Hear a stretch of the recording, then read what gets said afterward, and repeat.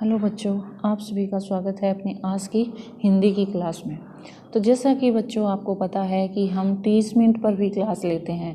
तो उस क्लास में क्या है कि कई बार बच्चों को आवाज़ नहीं जा पाती या नेटवर्क प्रॉब्लम होती है, या कुछ बच्चों के पास एंड्रॉयड फ़ोन नहीं है। तो वो बच्चे क्या करें कि मैं जब ये वीडियो शेयर करती हूँ तो दूसरे बच्चों के साथ ये वीडियो देखकर भी क्या है अपने नोट्स भी बना सकता है और वो इसको समझने की कोशिश भी कर सकता है। तो बच्चों आज हम जानेंगे अवतार सिंह संधू जी के बारे में कि वो जो साहित्य में उनका किस तरह से योगदान रहा है और उनकी रचनाएं कौन कौन सी हैं। तो इनकी एक रचना है कि बीच का रास्ता नहीं।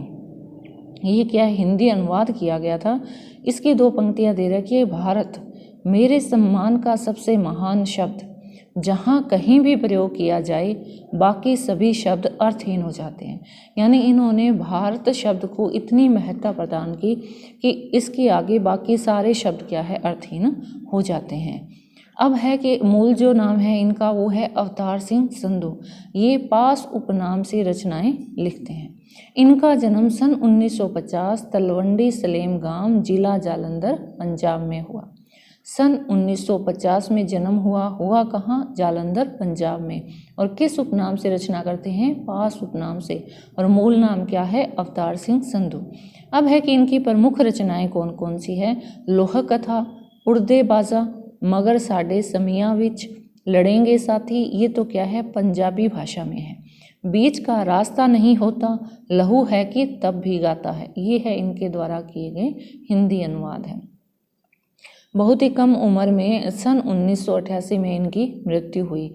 इतनी कम उम्र में या इतनी कम आयु में ही इन्होंने साहित्य जगत में अपना बेहतरीन योगदान दिया और उनकी जो रचनाएं हैं वो आज भी क्या है, समाज में एक अलग मुकाम रखती हैं।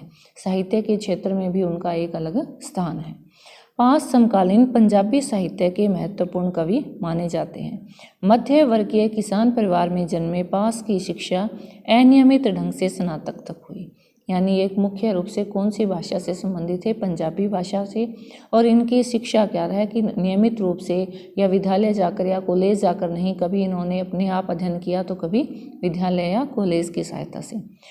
जन आंदोलनों से जुड़े रहे और विद्रोही कविता का नया सौंदर्य विधान विकसित कर उसे तीखा किंतु सृजनात्मक तेवर दिया। उस समय भारत स्वतंत्र हुआ तो स्वतंत्र भारत के लिए क्या है, इन्होंने अनेक ऐसे विषय थे जिनसे क्या है ये लोगों के साथ उनके विरुद्ध में आंदोलन करने के लिए जुड़े रहे।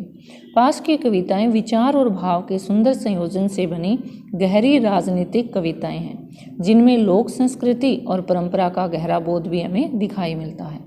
पास जन सामान्य की घटनाओं पर आउटसाइडर की तरह प्रतिक्रिया व्यक्त नहीं करते, बल्कि इनकी कविताओं में वह व्यथा, निराशा और गुस्सा भी नजर आता है।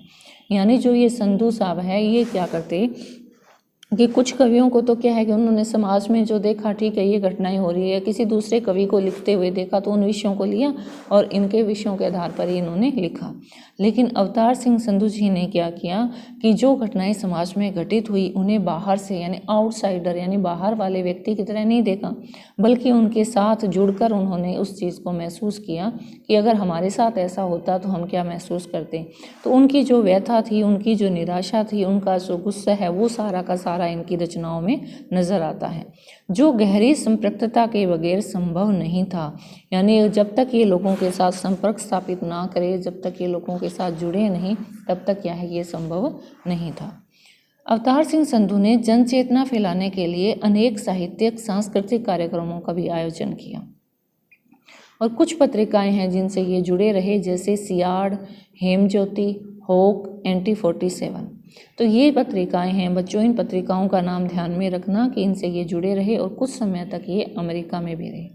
यह कविता कौन सी कविता जो कि आपके पाठ्यक्रम में है, सबसे खतरनाक नाम की जो कविता है, ये क्या है, दिनों दिन अधिकाधिक नरसंस यानी अत्याचारी और क्रूर होती जा रही दुनिया की विद्रूपताओं के चित्रण के साथ, यानी दुनिया की जो कुरूपता है, दुनिया का एक वो दृश्य है, दुनिया का एक वो भाग है जो क्या है अत्यधिक अत्याचारी होता जा रहा है, निर्दयी होता जा रहा है, उसकी खौफनाक स्थिति की ओर इशारा करती है, जहाँ प्रतिकूलताओं से जूझने के संकल्प क्षीण पड़ते जा रहे हैं।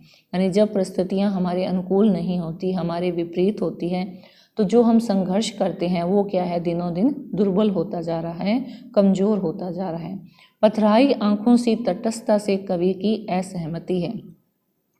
यानी ऐसे दृश्य देख के समाज में लूट, भ्रष्टाचार, हत्या, ये सारी बातें देख के, ऐसी घटनाएं जो लोगों को दुख देने वाली होती हैं, उन सारी घटनाओं को देखकर कवि की आंखें क्या है, पथरा सी गई है।